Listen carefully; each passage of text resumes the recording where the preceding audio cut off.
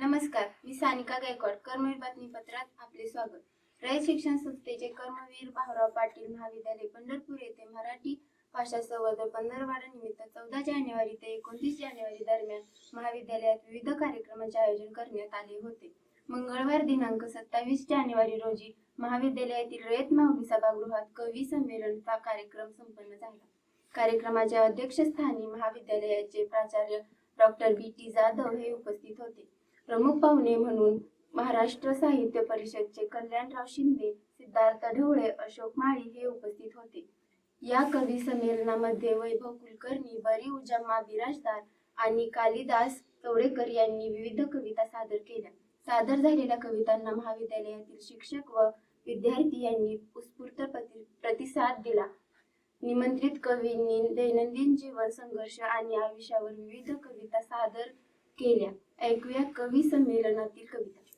कशाला ऋतू बदलण्याची जरा वाट पाहू. आणि हा शेर पहा, आताच्या पिढीसाठी आहे. कोण्या संस्कृतीने झपाटून गेली, कोण्या संस्कृतीने झपाटून गेली, पिढी सुधारण्याची जरा वाट पाहू, पिढी सुधारण्याची जरा वाट पाहू.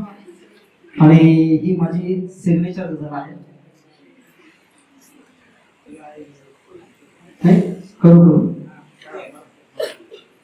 बघा, आपण म्हणजे आम्ही लोक, इथे बसलेले लोक किंवा आपण प्राध्यापक लोक, वयाच्या या टप्प्यावरती आपण आलेलो आहोत की बाबा एवढं झाल्यानंतर सुद्धा आता सगळं संपत आलेलं आहे, तरी अजून काही करायचं आपल्याला राहिलेलं आहे असं वाटतं. तर अशा प्रकारची ही एक गझल आहे. करू करू पुढे करू, करू करू पुढे करू म्हणत अखेर जिंदगीच संपली. माझ्या इंस्टावरती आणि फेसबुकवरती ही खूप व्हायरल झालेली आहे गझल. ही साहित्य संमेलनामध्ये सुद्धा खूप गाजलेली आहे. करू करू पुढे करू, करू करू पुढे करू म्हणत अखेर जिंदगीच संपली.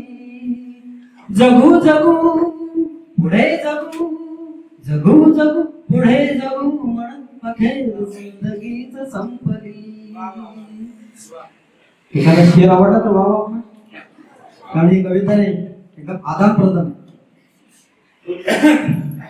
आता शेर पहा. तरुणपणीच झोकले स्वतःच अर्थहीन शर्यतीमध्ये, तरुणपणीच झोकले स्वतःच अर्थहीन शर्यतीमध्ये. निघू निघू पुढे निघू, निघू निघू पुढे निघू म्हणत अखेर जिंदगीच संपली. हा शेर पहा.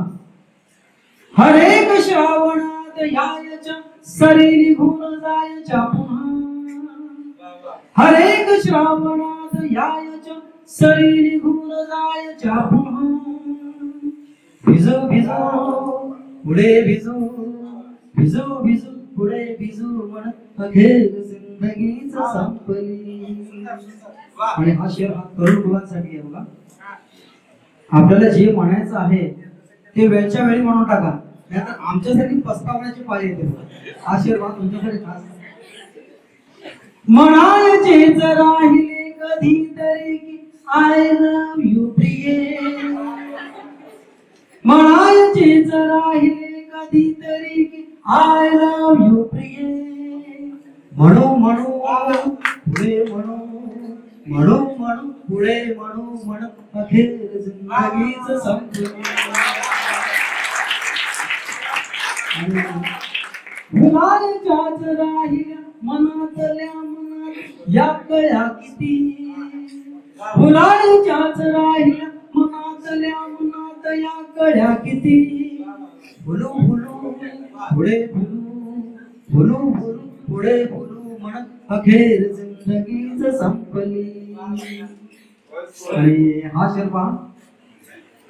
जगायच्या धकाधकीत खूपसे शिकायचेच राहिले, आम्हाला वाटलं होतं की बाबा तरुणपणी पेटी शिकावं, तबला शिकावं, डान्स शिकावं, पण बघा जगायच्या धकाधकीत खूप शिकायचेच राहिले.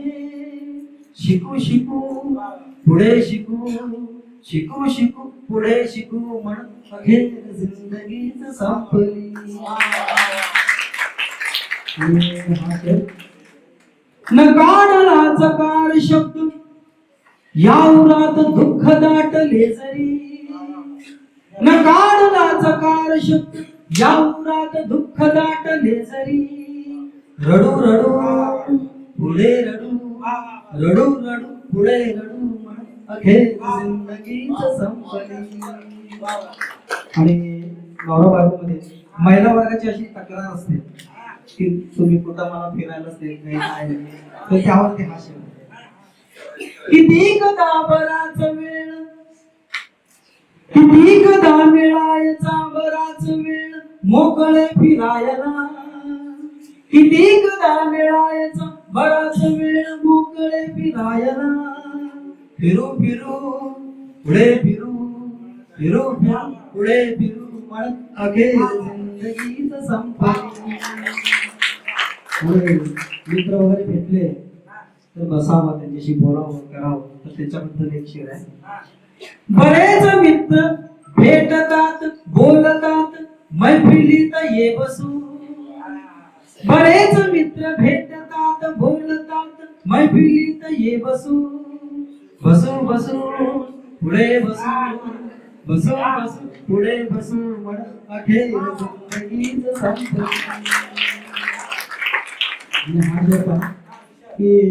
न पाहिले कधीच थांबून निसर्गरम्य देखणे ऋतू. न पाहिले कधीच थांबून निसर्गरम्य देखणे ऋतू. बघू बघू पुढे बघू, बघू बघू पुढे बघू म्हणत अखेर जिंदगीच संपली. हा शेवट शेर आमच्यासारखे किंवा तुमच्यामध्ये लिहिणारे जे आहेत त्या लिहिणाऱ्यांसाठी खास. लिहायचे कितीतरी विषय मनात घोळवून ठेवले. लिहायचे कितीतरी विषय मनात घोळवून ठेवले. लिहू लिहू पुढे लिहू, लिहू लिहू पुढे लिहू म्हणत अखेर जिंदगीच संपली. करू करू पुढे करू, जगू जगू पुढे जगू म्हणत अखेर जिंदगीच संपली. अखेर जिंदगीच संपली. गझल कशी असते, साधन कशी असते हे तुम्हाला समजलं आता. आता थोडस आजचं सर्व विशेष असं आहे की आपण नेहमी अनेक साहित्यिकांमध्ये जाऊन मोठ्या मोठ्या लोकांजवळ आपण ऐकत असतो, पण जनरेशन जेन झी आपण ज्याला म्हणतो हे सगळे समोर आपल्या समोर बसलेले आहेत आणि त्यांच्यामध्ये आपल्याला त्यांच्यासारखंच होऊन काहीतरी ऐकवण्याची संधी आपल्याला जी आज मिळालेली आहे शिंदे सरांमुळं, माळी सरांमुळं किंवा प्राध्यापक सरांमुळं, जाधव सर, शिंदे सर, तर हे एक नवीनच अनुभूती आहे सर आपल्याकडे आहे सर. तर तुम्हाला सगळ्यांना आवडेल कदाचित अशा विषयावरची एक गझल आहे. ही गझल ऐकवतो, नंतर काही सामाजिक शेर किंवा सामाजिक पण थोडस व्हायला पाहिजे ना. फक्त हसणे हसवणे हा काही आयुष्याचा उद्देश नाही, थोडस सिरियस व्हायला पाहिजे. आपल्या आजूबाजूला जगात काय चाललंय त्याच्याकडे पण थोडं बघितलं पाहिजे आपण. एक रोमॅन्टिक गझल आहे आधी ऐकवतो छोटीशी, त्यानंतर थोडस सिरियस होत जाईल. तर एक गझल आहे, जितकी सहज आहेस तितकी स्पष्टही आहेस तू. जितकी सहज आहेस तितकी स्पष्टही आहेस तू. हे का कमी होते म्हणा वरती खरी आहेस तू. साधेपणा जपण्यामध्ये, साधेपणा कॅरी करत असण्यातही साधेपणा, साधेपणा कॅरी करत असण्यातही साधेपणा. साधी सुधी इतकी कशी साधी सुधी आहेस तू. एक असा शेर आहे बघा, ज्याला नको आहेस तू तो पाहिजे आहे तुला. ज्याला नको आहेस तू तो पाहिजे आहे तुला. त्याची कधी होशील का ज्याला हवी आहेस तू, ज्याला नको आहेस तू. तुम्हाला कदाचित अनुभव आला. त्यामुळे आम्हाला जाग ही जी येते की नाही अनुभवातूनच येते. आम्ही काहीतरी आमच्या अनुभवाने सांगतो, ते तुमच्या अनुभवाला आलेलं असेल तर तुम्हाला ते आवडणार नाही. हा, ज्याला नको आहेस तू तो पाहिजे आहे तुला, त्याची कधी होशील का ज्याला हवी आहेस तू. एकी सांगायचं तू टाळते आहेस तर राहूच दे. एक वाक्यात विचारा जाणीस का हवीस का, तसंच सांगायचे तू टाळते आहेस तर राहूच दे, नाही विचारत जा तुला आता कशी आहेस तू.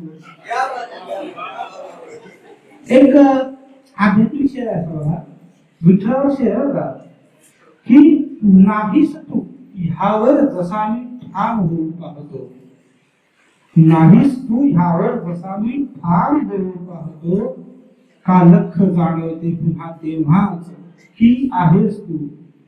आणि एक शेर असा आहे, माझ्या मनावरची जरी संक्रांत म्हणते जग तुला, माझ्या मनावरची जरी संक्रांत म्हणते जग तुला, माझ्या मनामधली खरी रथ सप्तमी आहेस तू, माझ्या मनामधली खरी रथ सप्तमी आहेस तू. एक दुसरे सहज आठवणी काढून दोन तीन वेळा ऐकवायचा मूड असतो तर एक ऐकवले मूड आहे. थोडस हे आता बरोबर. निर्मोहाचा रस्ता इच्छांचे अपघात कशासाठी, निर्मोहाचा रस्ता इच्छांचे अपघात कशासाठी, ह्या सगळ्या दुर्घटनांमध्ये माझा हात कशासाठी. आयुष्यावर निर्मोहाचा रस्ता इच्छांचे अपघात कशासाठी, ह्या सगळ्या दुर्घटनांमध्ये माझा हात कशासाठी. मनात आलातच या पण माझा गोंधळ चुपचाप बघा. सर, मनात आलातच या पण माझा गोंधळ चुपचाप बघा, पण काय येतात एखाद्याच्या इतक्या आत कशासाठी. मनात आलातच या पण माझा गोंधळ चुपचाप बघा, पण काय येतात एखाद्याच्या इतक्या आत कशासाठी. हे असे बघा, आपण सुद्धा निवांत झोपा, इतरांनाही झोपू द्या. हा विषय आता सुरुवात कशी झाली आहे, आता हा विषय कुठून जातो बघा. आपण सुद्धा निवांत झोपा, इतरांनाही झोपू द्या, माझ्या अपमानाने फिरता गाणी गात कशासाठी. क्लायमॅक्स हा असेल तर मग संपवून टाका पटपट, क्लायमॅक्स हा असेल तर संपवून टाका पटपट, फ्लॅशबॅक अख्ख्या पिक्चरचा ह्या भागात कशासाठी.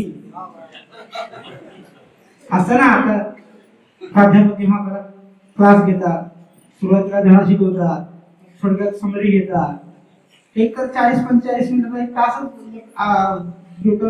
होता. मी एकदा डिप्लोमाच्या रोगेसांच्या कॉलेज डिप्लोमा 6 महिने शिकवायचो. तर विद्यार्थ्यांचं कसं आहे सर बघा, 40-45 मिनिटात आजकाल तयार आहे. 30-20 सेकंदाचा 60 सेकंदाचा रील्स बघण्याचा इंटरेस्ट जास्त होता. हा शॉर्टकट पाहिजे. म्हणून हा असा शेर आहे की क्लायमॅक्स हा असेल तर मग संपूर्ण टाका पटपट, फ्लॅशबॅक अख्ख्या पिक्चरचा या विष असेल माझे म्हणणे तर विषासारखे लागू दे, विष असेल माझे म्हणणे तर विषासारखे लागू दे, चांदीच्या वाटीत द्यायचा साखर भात कशासाठी. विष असेल माझे म्हणणे तर विषासारखे लागू दे, चांदीच्या वाटीत द्यायचा साखर भात कशासाठी. स्थान महात्म्याची पोथी सांगते इथे जंगल आहे. वेगळा विषय आहे. स्थान महात्म्याची पोथी सांगते इथे जंगल आहे, मग हा संन्यासी फिरतो आहे गावात कशासाठी. एकशे विठ्ठलावरती आहे की बघा, भक्त आणि ईश्वर ह्यात खरं तर काही फरक नाही. एक अद्वैतवाद नावाचा वाद तुम्ही अध्यात्मात ऐकला असेल. तसा एक शेर आहे, की दोघेही एका घाटाचे, दोघे एका वाणाचे, दोघेही एका घाटाचे, दोघे एका वाणाचे. मी जमिनीवर आहे तर तू आकाशात कशासाठी? निर्मोहाचा रस्ता, इच्छांचे अपघात कशासाठी? ह्या सगळ्या दुर्घटनांमध्ये माझा हात कशासाठी? आता थोडे सामाजिक वगैरे विषय, थोडेसे ज्वलंत विषय असे छोट्या छोट्या भरामध्ये छोटस वृत्त आहे, पटपट संपेल अशी बदल आहे. एक सुरुवात असेल असा मधला असा आहे, भाव सोना एवढा आहे किराण्याला, भाव सोना एवढा आहे किराण्याला, पाहिजे आहे तशातच लाच वाण्याला. भाव सोन्या एवढा आहे किराण्याला, पाहिजे आहे तशातच लाच वाण्याला. नाच तू आहे जरीही ही हुकुमशाही, नाच तू आहे जरीही ही हुकुमशाही, लोकशाहीचीच आहे चाल गाण्याला. नाच तू आहे जरीही ही हुकुमशाही, लोकशाहीचीच आहे चाल गाण्याला. बालपण होते जीवाला गर्व होता. सर मागे लहानपणीची गोष्ट आठवेल. बालपण होते जीवाला गारवा होता, 5 पेपर मिनिट होत्या 4 आण्याला. बालपण होते जीवाला गारवा होता, 5 पेपर मिनिट होत्या 4 आण्याला. आणि ह्या समाजाची स्थिती बघ अशी आहे, होरपळ होऊनही हसतात हे मासे, होरपळ होऊनही हसतात हे मासे, लावली कोळी अशी ही आग पाण्याला. होरपळ होऊनही हसतात हे मासे. तुम्ही आपण मासेच आहोत ना. एक माशावर एक शिर आठवला की जीव जणू मासा आहे आणि समुद्र आहे ही दुनिया. जीव जणू मासा आहे आणि समुद्र आहे ही दुनिया. पाण्याच्या बाहेर कोणी मासे धरणारा असेल का? ईश्वरावर मिठावर शिर आहे की होरपळ होऊनही हसतात हे मासे, लावली कोळी अशी ही आग पाण्याला. थेंबभर सुद्धा निघेना तेल सत्याचे, थेंबभर सुद्धा निघेना तेल सत्याचे, जुंपले आहेत कुठले बैल घाण्याला. थेंबभर सुद्धा निघेना तेल सत्याचे, जुंपले आहेत कुठले बैल घाण्याला. आणि विठ्ठलाचा शेर करणारा कवी आहे मी, विठ्ठलाचा शेर करणारा कवी आहे. भोग नाही येत माझ्या ताठ पाण्याला. विठ्ठलाचा शेर करणारा कवी आहे, भोग नाही येत माझ्या ताठ पाण्याला. भाव सोन्या एवढा आहे किराण्याला, पाहिजे आहे तशातच लाच वाण्याला. पाहिजे आहे तशातच लाच वाण्याला. आता आमच्या तिघांमध्ये सर्वात ज्येष्ठ आमचे वडीलधारे, आमच्या सर्वांवर मित्रवत बंधुवत प्रेम करणारे आमचे साबीर भाई यांच्या अतिशय गोड आवाजात आपण त्यांच्या तरंगून वाद्यापासून ऐकूया. मी सर्वात आधी एक ज्येष्ठ विनंती म्हणून, मला माहिती म्हणून म्हणतो की त्यांनी त्यांची आईसाठी जी गरज केलेली आहे ती पहिल्यांदा ऐकवावी आणि इथलं वातावरण सगळं भक्तिमय मातृमय करून टाकावं. त्यानंतर त्यांना जशी बॅटिंग करायची इच्छा असेल तसे चौकार षटकार मारावे. धन्यवाद.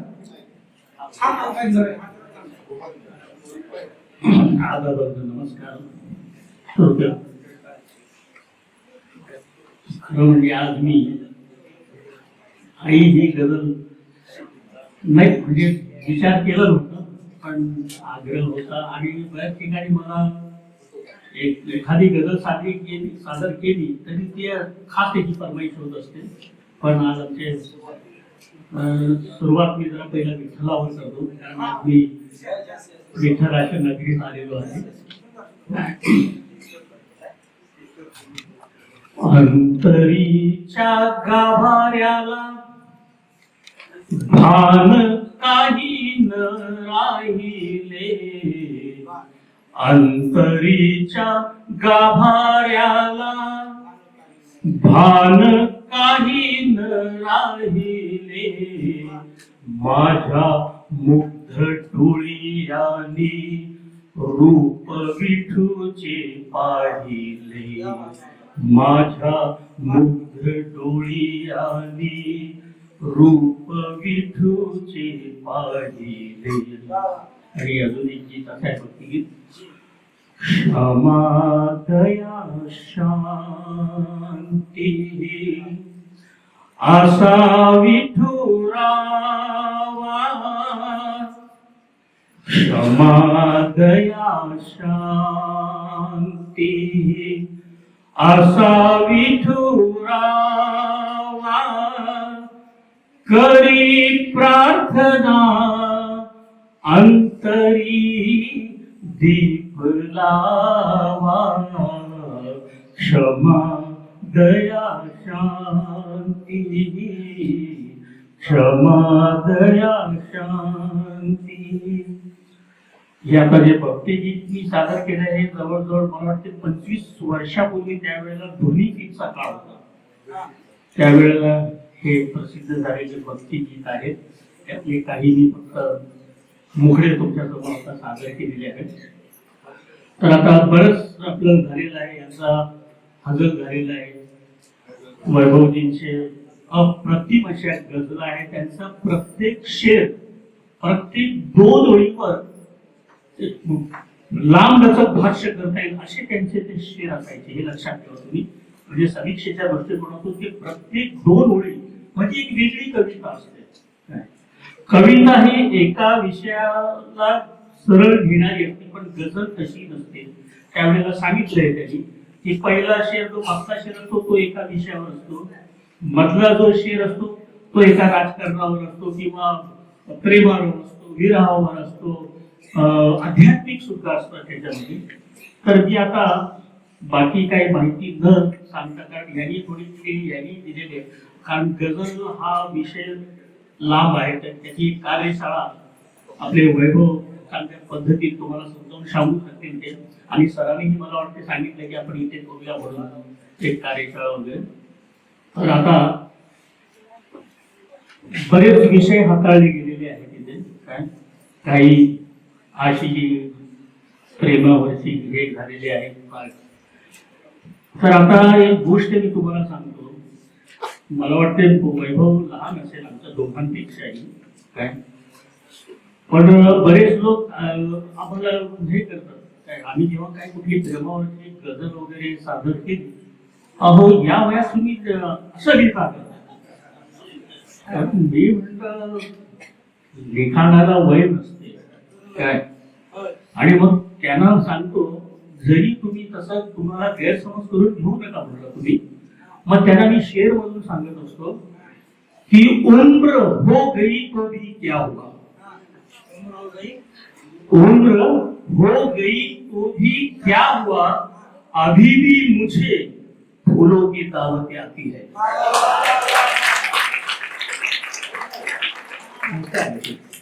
आणि एकदा असंच मी एक गझल सादर करत होतो.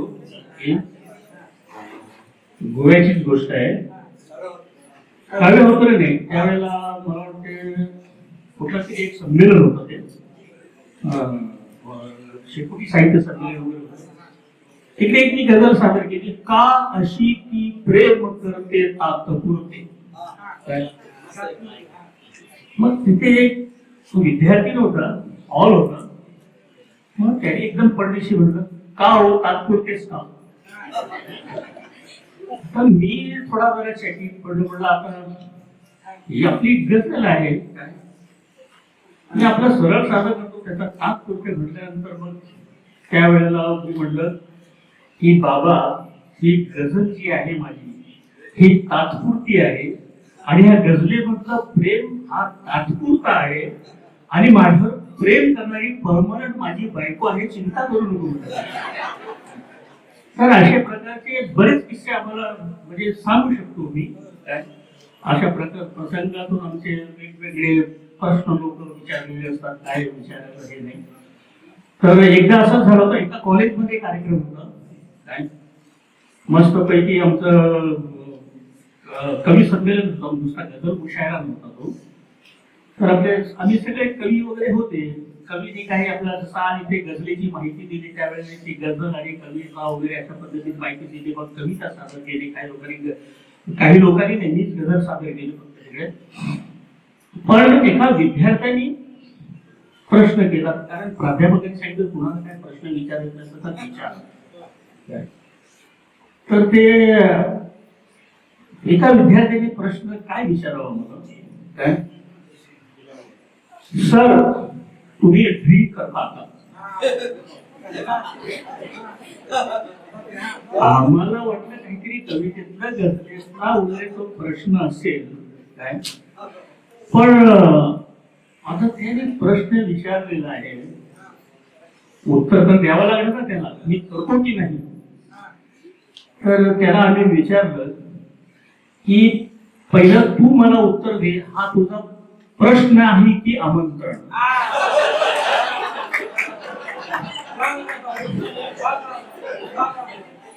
जर प्रश्न असेल काय, माझ्या गझलेची शपथ मी पीत नाही, आणि आमंत्रण असेल, कार्यक्रम संपला की चल आपण बसूया. तर अशा पद्धतीने असे कार्यक्रमामध्ये वेगवेगळे प्रश्न उद्भवलेले असतात, वेगवेगळे हे असतात. आणि तुम्हाला एक गोष्ट सांगतो, कवी असू द्या किंवा गझलकार असू द्या, कोणाला कधी काय सुचेल, कविता काय सुचेल किंवा एखादा वैभवला आत्ताच एखादा कुठलं शेर काय सुचेल सांगता येत नाही. हे लक्षात ठेवते, हे कवीचं एक वैशिष्ट्य असते. तर एकदा असं झालं होतं, एका कार्यक्रमाला मी गेलो होतो, मुद्दामच मी जरा थोडा, कारण माझ्याकडे ह्यांच्यासारखा हसलेचा प्रकार नाहीये हसवणारा वगैरे, पण या पद्धतीने मला जे अनुभव आलेले आहेत ते तुमच्या समोर अनुभव मी फक्त येत होतो. की एका गावात, एका शहरात अकोल्यात होतं, तर तिकडे आमंत्रित केलं होतं मला, आणि मी येतो म्हणून आयोजकाला सांगितलं होतं. पण तिथे एक प्राध्यापक आणि प्राध्यापिका दोन्ही नवरा बायको, त्यांनी मला हाच फोन करून सांगितलं होतं की सर तुम्ही आमच्याकडे मुक्कामाला या. पण माझा एक स्वभाव आहे, मी कुणाच्या घरात मुक्काम करत नाही. एक तर रेस्ट हाऊस, त्यांनी जे आयोजकांनी रेस्ट हाऊस हॉटेल जे काय असेल ते तिकडे काही करावं, म्हणजे आपल्याला मन मोकळेप्रमाणे मुक्त राहता येते तिथे. तर त्यांना सांगितलं ठीक आहे, आयोजक काय म्हणतात बघूया म्हटलं, आणि मग हे करूया. मी मग त्यांचा फोन घेऊन आयोजकाला सरळ सांगितलं असं मला त्या व्यक्तीने सांगितलंय, पण मी तिकडे जाणार नाहीये आणि तुम्हाला बहुतेक ते फोन करतील. त्यांनी मला सांगितलं आम्ही त्यांना सांगतो म्हणून, तर कृपया तुम्ही त्यांना होकार देऊ नका. जर तुम्ही कुठेतरी मला व्यवस्था, नाही आम्ही व्यवस्था केलेली होती तुमच्या आमचं, पण ठीक आहे म्हणलं, पण मी तिकडे जाणार नाही. तर तो झाला बोलणं, तो टाळण्याचा विषय झाला. तिथे सकाळी पोहोचलो, दर सकाळी त्या प्राध्यापिकेचा फोन आला मला, काय यानुसार तुम्ही कधी आमच्या घरी चहासाठी कधी या. चला काय हरकत आहे, आपण काही कवी मित्र होते, चला म्हणलं आपण तिकडे जाऊया. आणि गेलो तिथे, चांगला त्यांनी स्वागत वगैरे केलं, काय म्हणजे चहा आणले, पोहे आणले. पण ते जेव्हा सगळं देत असताना त्यांच्या हातात मेहंदी लागली होती, आणि मागे पुढे चांगलं नक्षी केलेलं होतं. आणि सहज ते मेहंदीचा हात बघून मला त्यावेळेला शेर सुचलं. मी तुम्हाला सांगितलं शेर शाळेला कधी काय सुचेल सांगता येत नाही, आणि तो शेर सुचल्याबरोबर मी कागद आणि पेन घेतला, तो पर्यंत टिपण करून ठेवलं. नंतर पुढचा शेर वगैरे नंतर बघता येईल, पण आता ही 2 वेळा आपण पहिला लिहून घेऊया. ते सगळं झाला, चहा पान वगैरे नाश्ता वगैरे झाला, म्हणजे एका वेळी आणि कविता गझल सादर करत येणारच असं तुम्ही तिथे ऐका वगैरे. तर म्हणलं ठीक आहे, त्यांच्या आग्रहाखातर एक गझल सादर केली. आणि त्यांना परत सांगितलं मी की आता तुमच्या घरामध्ये एका शेरचा जन्म झालेला आहे, आणि फक्त एक लक्षात ठेवा, दोघं होते नवरा बायको, त्यांना सांगितलं की ज्या शेरचा अर्थाचा अनर्थ करून घेऊ नका, पण शेर सुचला आहे मला. ते म्हणले अरे बिलकुल इर्षा. मी तिथं शेर केलं की मेहंदीत रंगलेले ते हात पाहिले, मेहंदीत रंगलेले ते हात पाहिले, हातात हात घेण्याचे फक्त राहिले. अशा पद्धतीने ते वेगवेगळे, असं तसं बघायला गेलं तर त्या अनुभवाचा एक वेगळा कार्यक्रम होऊ शकतो. तर आता बरेच विद्यार्थी आणि विद्यार्थिनी, आणि आज एक मला विशेष वाटले की सगळे कवयित्री दिसले. मला कवी का दिसले नाही, मला नाहीये का कवी?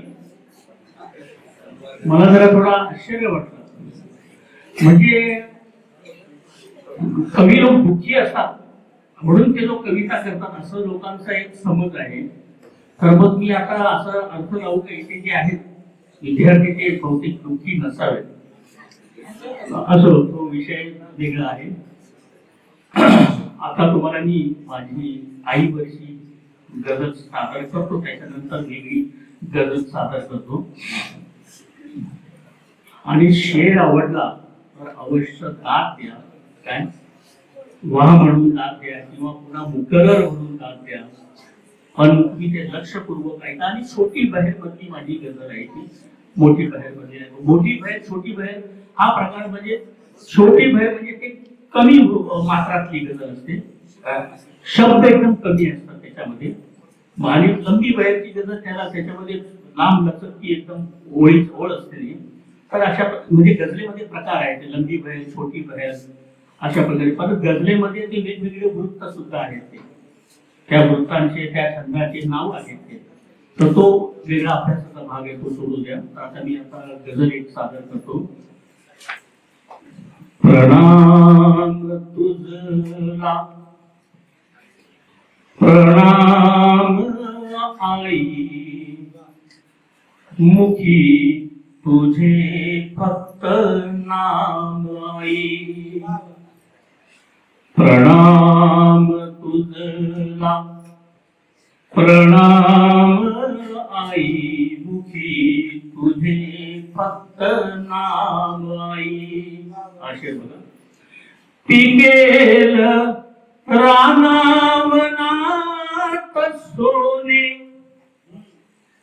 पिकेल रानावनात सोने, पिकेल रानावनात सोने, न जायचा व्यर्थ घाम आई. प्रणाम तुझला प्रणाम आई, मुखी तुझे फक्त नाम आई. हा शेर बघा. कलंडराव.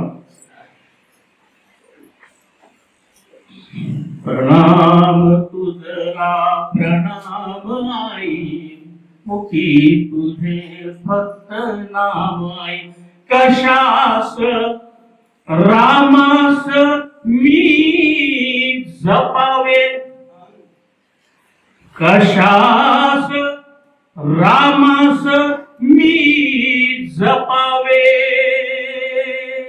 कशास रामास मी जपावे, तुझ्याच नामात रामाई.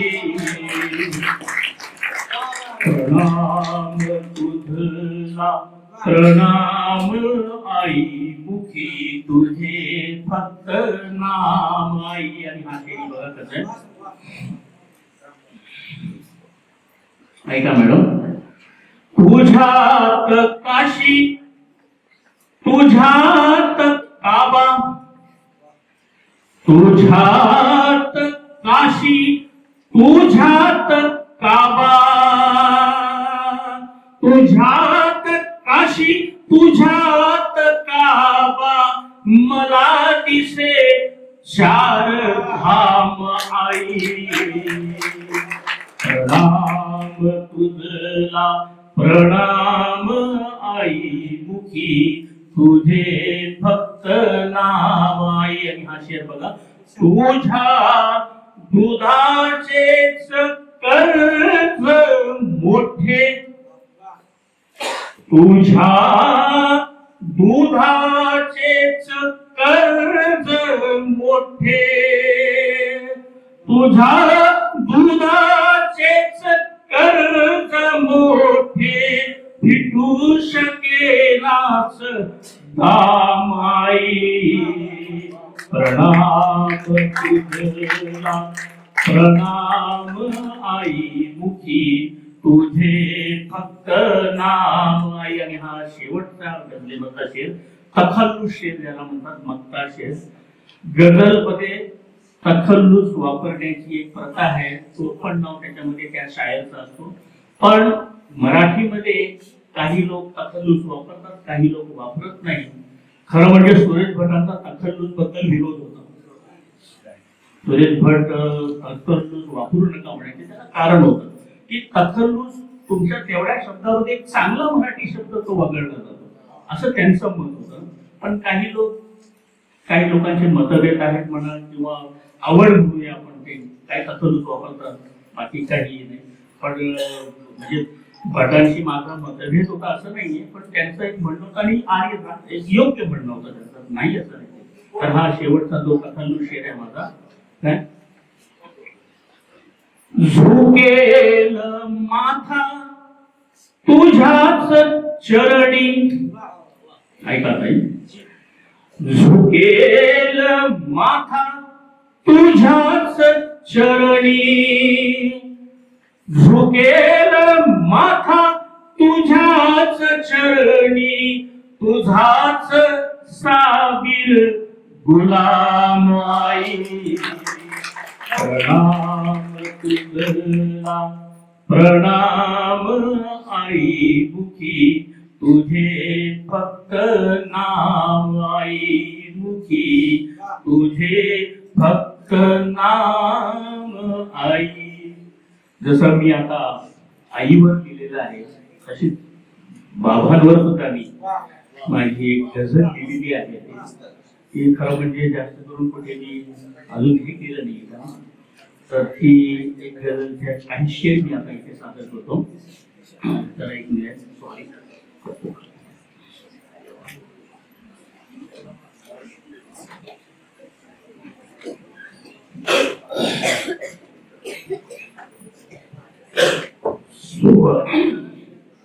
स्वच्छ मनाचे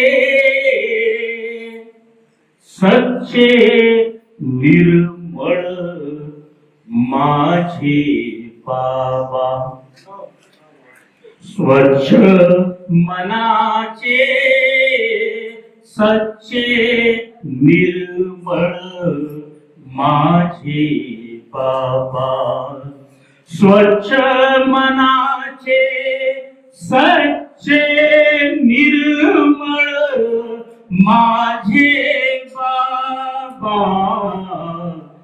कितीक दुःखे असून सोज्वळ माझे बाबा. आणि हा शेर बघा. व्यथा अतानी कुणास मोरी माझ्या मांडून, व्यथा अतामी कुणास मोरी माझ्या मांडून,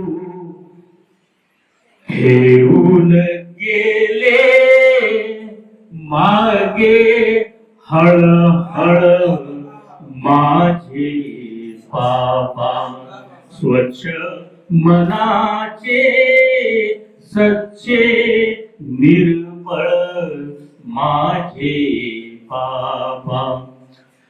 कशी जपावी नाती गोती शिकवून गेले, कशी जपावी नाती गोती शिकवून गेले. वैरानिया होते मृगजळ माझे बाबा. स्वच्छ मनाचे सच्चे निर्मळ माझे बाबा. आणि हा शेर बघा. आदर्शाचा धडा, आदर्शाचा धडा देत मज म्हणायचे की, आदर्शाचा धडा देत मज म्हणायचे की, कष्टाविना मिळते रे फळ माझे पापा स्वच्छ मनाचे सच्चे निर्मळ. आणि हा शेर बघा कसा आहे. मृत्यू त्यांचा टाळायाची केली धडपड. हॉस्पिटलमध्ये ऍडमिट होते ते. मृत्यू त्यांचा टाळायाची केली धडपड.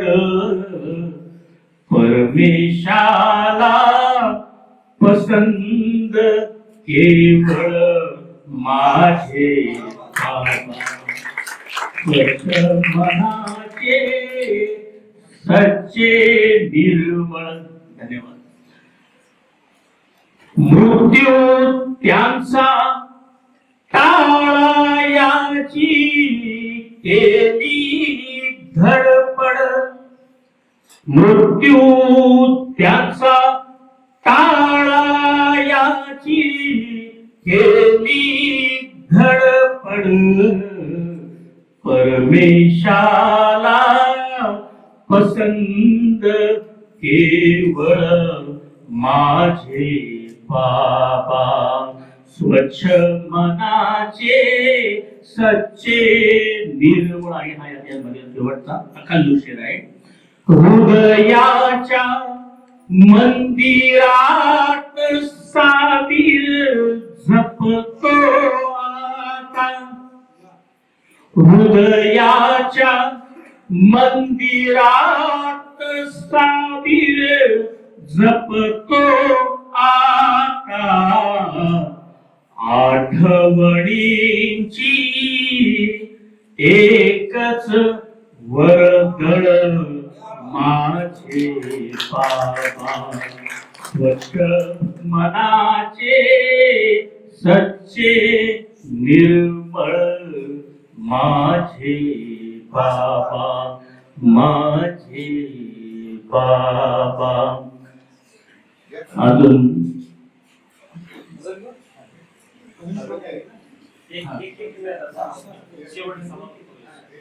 अजून एक एक घेऊन नंतर समारोप आपण करूया.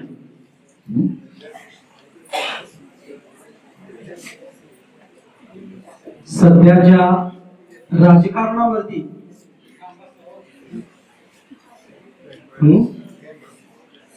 सध्याच्या राजकारणावरती एक हजर बघायचं तर तुम्हाला काय कळतंय ना.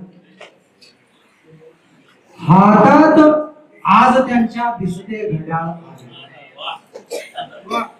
हातात आज त्यांच्या दिसते घड्याळ आहे. कमळावतीच कोठे त्यांचा विटाळ आहे. हातात आज त्यांच्या दिसते घड्याळ आहे. कमळावतीच कोठे यांचा विठाळा आहे. आणि शेर पहा. पुंगीच गाजराची झाली जणू तुतारी. सगळ्या चिन्हांवरती ही गजल आहे. पुंगीच गाजराची झाली जणू तुतारी. नुसताच धूर आणि नुसताच जाळ आहे. आणि हाती मशाल घेऊन डरकाळतोय नुसता. हाती मशाल घेऊन डरकाळतोय नुसता. डॉल्फिन पाळणारा भलता मवाळा आहे. आणि हाती धनुष्य घेऊन डोंगर दऱ्यात फिरती. हाती धनुष्य घेऊन डोंगर दऱ्यात फिरती. पेट्या तऱ्या भिडूंचा कायम सुकाळा आहे. आणि हा शेर पहा. इंजिन सुसाट धावे. इंजिन सुसाट धावे कोठूनही कुठेही. कधी इकडे तर कधी तिकडे. इंजिन सुसाट धावे कोठूनही कुठेही. थांबा कुठे कळेना फुटके कपाळ आहे. आणि ही धार कोयत्याची. ही धार कोयत्याची झाली कधीच बोथट. ही धार कोयत्याची झाली कधीच बोथट. दांडा तुटून गेला नुसताच फाळ आहे. आणि मांजा विनाच आता उडतो पतंग गगनी. मांजा विनाच आता उडतो पतंग गगनी. दांडा तुटून गेला नुसताच फाळ. आणि हाती धरून झाडू तो सैरभर फिरतो. हाती धरून झाडू तो सैरभर फिरतो. ज्याच्या घरात खचून भरले गबाळ आहे. आणि हा शेर एक वेगळा शेर आहे बघा आपल्या सोलापूर जिल्ह्यासाठी. पाणी कुणी पळवले तोंडून आपुल्याने. पाणी कुणी पळविले तोंडून आपुल्याने. नावास धरण आणि नुसताच काळ आहे. आणि एकास एक नाही बापास लेख नाही. एकास एक नाही बापास लेख नाही. आणि कारभार यांचा पुरता ढिसाळ आहे. आणि हा शेवटचा शेर आपल्यासाठी आहे. यांची दिवाळखोरी त्यांच्या घरी दिवाळी. यांची दिवाळखोरी त्यांच्या घरी दिवाळी. गरीबा घरी सदोदित थंडा फराळ आहे. थंडा फराळ आहे. एक नॉर्मल गजल गजल आहे, सिंपल आहे. एक शेर मी काय करू आवडतो गाद्य. कधी मागितले नाहीत मीही पण हवे होते. कधी मागितले नाहीत मीही पण हवे होते. मला चमकायला थोडे धुळीचे कण हवे होते. मला चमकायला थोडे धुळीचे कण हवे होते. आणि एक शेर आता बघा, बऱ्याच मुलांना हा सांगू असेल की तुझ्याशी फोनवर बोलायची इच्छा प्रबळ होती. तुझ्याशी फोनवर बोलायची इच्छा प्रबळ होती. तुझ्याशी फोनवर बोलायला कारण हवे होते. कुणाला मी नको होतो, कुणालाही नको होतो. कुणाला मी नको होतो, कुणालाही नको होतो. तरी माझ्या मनाला तेच सारे जण हवे होते. खुले आकाश अवघे नेमल्यावर राखणीसाठी. खुले आकाश अवघे नेमल्यावर राखणीसाठी. आता हे शेत म्हणते की मला कुंपण हवे होते. तुला आता हा शेत रोमॅन्टिक आहे. तुला मन पाहिजे होते. तुला मन पाहिजे होते. मला जग पाहिजे होते. तुला मन पाहिजे होते. मला जग पाहिजे होते. मला तो पाहिजे होता. तुला भांडण हवे होते. मला तू माफ कर, मी ते दिले आहेत गझलेला. मला तू माफ कर, मी ते दिले आहेत गझलेला. तुला माझ्याकडून जे मोरपंखी क्षण हवे होते. एक शेवटचा आहे आणि हा विठ्ठलावर शेर आहे की जरी हे खुद्द पंढरपूर हाती लागले आहे. जरी हे खुद्द पंढरपूर हाती लागले आहे. मला देहू हवे होते. मला पैठण हवे होते. मला देहू हवे होते. मला पैठण हवे होते. पुन्हा एकदा मोठा आपण साधूभाईंकडे बोलूया. शेवटी साधूभाईंना एक माता सर तरुण म्हणजे ती माझी फरमाईश आहे खास आपण ऐकूया आवडून. ती मित्र जेव्हा बायको जेव्हा माहेरी जाते तेव्हा काय सांगा.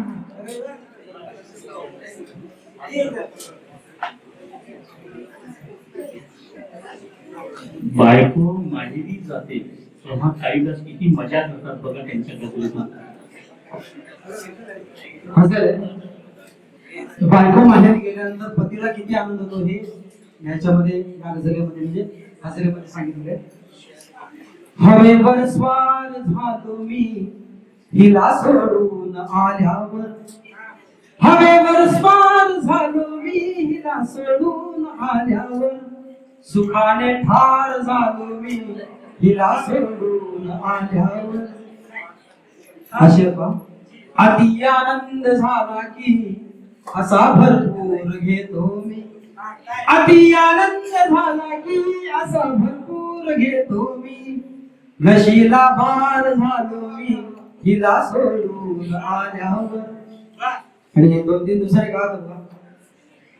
डबे शोधून थकलो मी रिकामे वाजती ठणठण डबे शोधून थकलो मी रिकामे वाजती ठणठण उपाशी घार झालो मी तिला सोडून आल्यावर. आणि मित्र दोस्त काय म्हणतात बघा, म्हणाले दोस्त बसूया रे तुझे घर मोकळे आहे. म्हणाले दोस्त बसूया रे तुझे घर मोकळे आहे. जगाचा यार झालो मी तिला सोडून आल्यावर. कधीही या कधीही जा कुणी ना रोखतो मजला. कधीही या कधीही जा कुणी ना रोखतो मजला. खुला दरबार झालो मी तिला सोडून आल्यावर. आणि आता ती तोडली खोट्या भीतीची कुंपणे सारी. आता ती तोडली खोट्या भीतीची कुंपणे सारी. बडा सरदार झालो मी तिला सोडून आल्यावर. आणि पटापट भोवती माझ्या किती हे नात लग जमले. पटापट भोवती माझ्या किती हे नात लग जमले. वडाचा पार झालो मी तिला सोडून आल्यावर. आणि शेवटचं शेर आहे, जराही भांडण नाही वाचुगली चहाडी. जराही भांडणे नाहीत वाचुगली चहाडी. भला शेजार झालो मी तिला सोडून आल्यावर. सुखाने फार झालो मी तिला सोडून आल्यावर. आता यांच्या हजरवर एक उत्तर येतो. हवी का रे तुला क्वार्टर पिऊनी मस्त होता. हवी का रे तुला क्वार्टर पिऊनी हो मस्त होता. हवे चकण्यात तंदुरी भीती बसली बघुनी तर. तर त्यांची फार छान ती हजर होती. तर त्या हजर प्रमाणे मला वाटते ही माझी सुद्धा हजर असायला पाहिजे. काय मी जरा विद्यार्थ्यांसाठी ही आता जर आहे त्याला आपण प्रत्युत्तर म्हणूया किंवा काय ते जो समजा काय अर्थ लावा सवाल जवाब म्हणूया की हवी का रे तुला क्वार्टर. हवी का रे तुला क्वार्टर पिऊनी